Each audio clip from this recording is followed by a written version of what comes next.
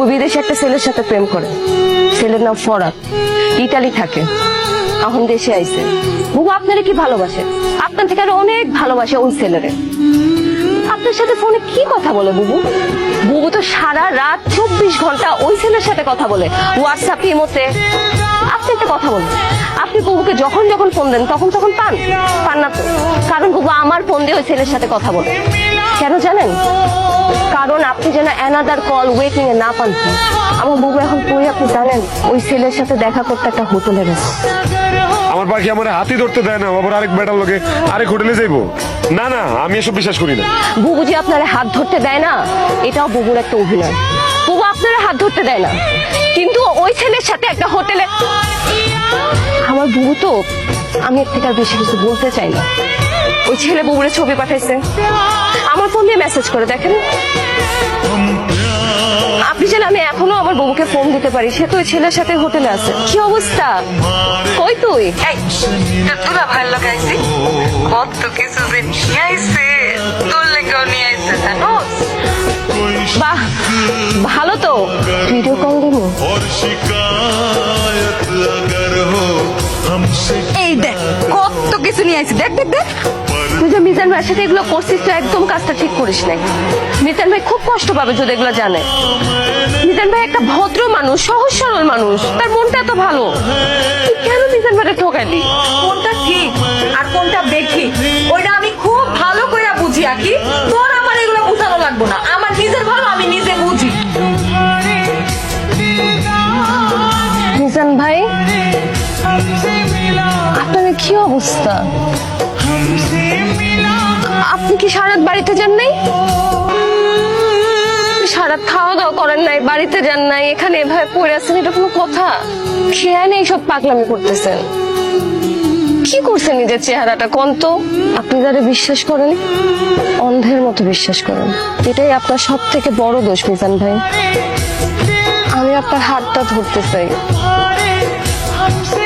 সারাটা জীবন আপনার পাশে থাকতে চাই। আগে তুই কি পাগল হয়ে গেছোস? কি যাতা কথা কইতেছোস? তোরে আমি বইনের নজরে দেখি। মিজান ভাই, তুই যা কইতেছোস সেটা আমার পক্ষে সম্ভব না।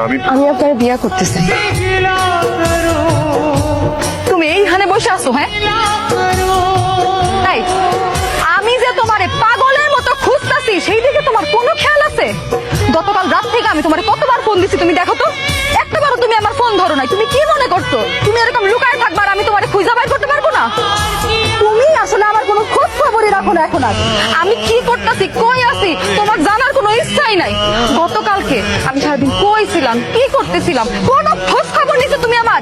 একটাবার খোঁজ নিছো? তোমার লগে যে আমার দেখা করার কথা ছিল, আমি কেন আসতে পারি নাই, কই ছিলাম, সেটা জানার একটাবার চেষ্টা করছো তুমি? আমার তো সর্বনাশ হয়ে গেছে রে, আমার তো সবকিছু শেষ হয়ে গেছে, সব ধ্বংস হয়ে গেছে, আমার আগে সব শেষ হয়ে গেছে, সব ধ্বংস হয়ে গেছে।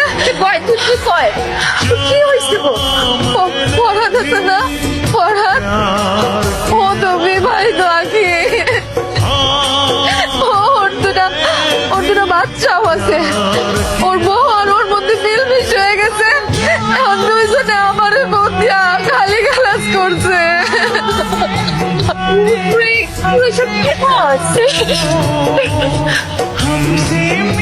তুই ঠিক বলছি জানো, মিজানের বদয়া লাগছে, মিজানের বদয়া লাগে আজকে আমার সাথে এরকম হয়েছে। আমি কি করব?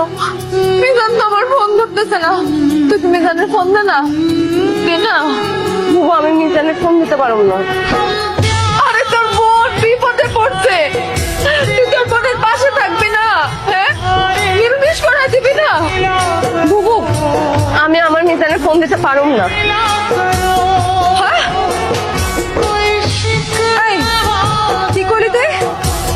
তোর মিজান মানে আমি কি ভুল শুনছি? আবার কত তাই আকি কি? বুবু, তুমি যা শুনছো ঠিকই শুনছো। আমি আমার মিজানের ফোন দিতে পারবো না।